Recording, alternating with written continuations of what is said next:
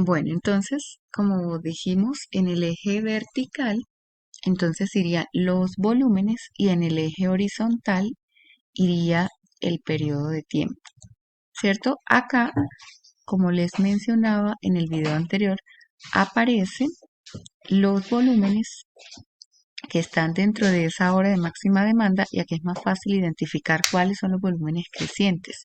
Entonces empieza con la misma información desde las 17:15 y termina también a las 18:15.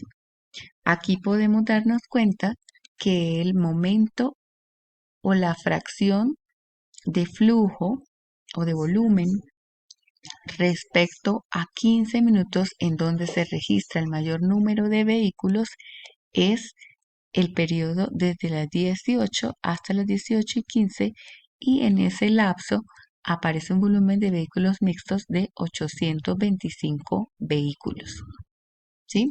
Entonces acá vamos a identificar primeramente el volumen horario de máxima demanda dentro de esa hora. Cómo empieza ese periodo después de ser graficado en el diagrama, acá se puede identificar con claridad en qué momento empiezan los flujos a crecer, y es justo a los primeros 15 minutos. En este primer bloque de 15 minutos se registra un incremento de los flujos, y dentro de un periodo de 60 minutos se puede identificar que existe un valor de Q que sobrepasa el promedio de vehículos que pueden transitar de manera uniforme dentro de esa hora. Entonces, acá se identifica, por ejemplo,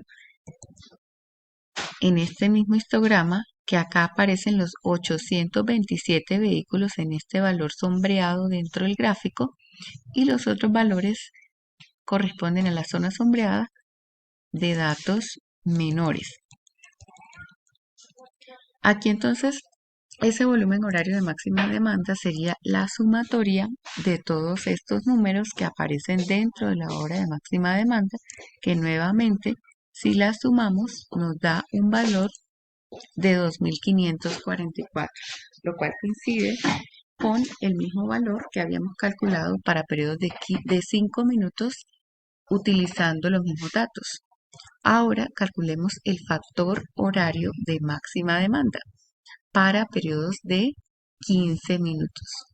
Entonces, utilizando la misma ecuación, volumen horario de máxima demanda sobre el flujo máximo, esto que ven acá abajo es el flujo máximo, que es la identificación del volumen total dentro de la hora si se mantuviera fijo este valor de 825 vehículos en lapsos de 15 minutos dentro de esa hora. Es decir, si se repitieran en todos los 15 minutos de la hora estos valores de volumen, tendríamos un flujo máximo identificado como ese valor 825 multiplicado por 4 veces, que es las veces que cabe 15 minutos dentro de la hora, y tendríamos un flujo máximo de 3.300 vehículos mixtos en esa hora de máxima demanda.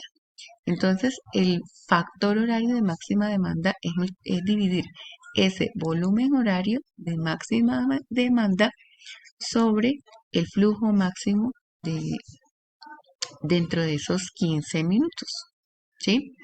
Entonces, este n se vuelve 4 para periodos de 15 minutos, y recordemos que era 12 para periodos de 5 minutos.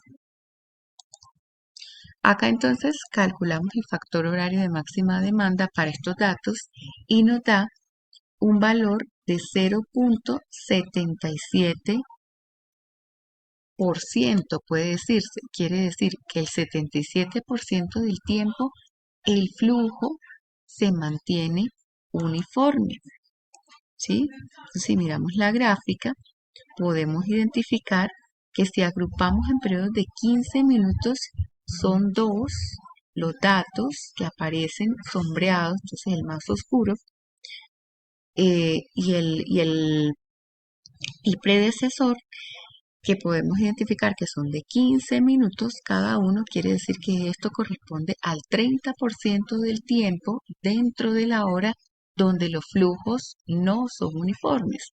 Y de hecho, si calculamos ese valor promedio de vehículos en los lapsos de 5 minutos, perdón, de 15 minutos, podemos identificar que en ese momento de los de esos 15 minutos, antes de las 18:15 y antes de las 18, que es cuando se sobrepasa ese valor promedio de vehículos que deberían distribuirse uniformemente dentro de esa hora.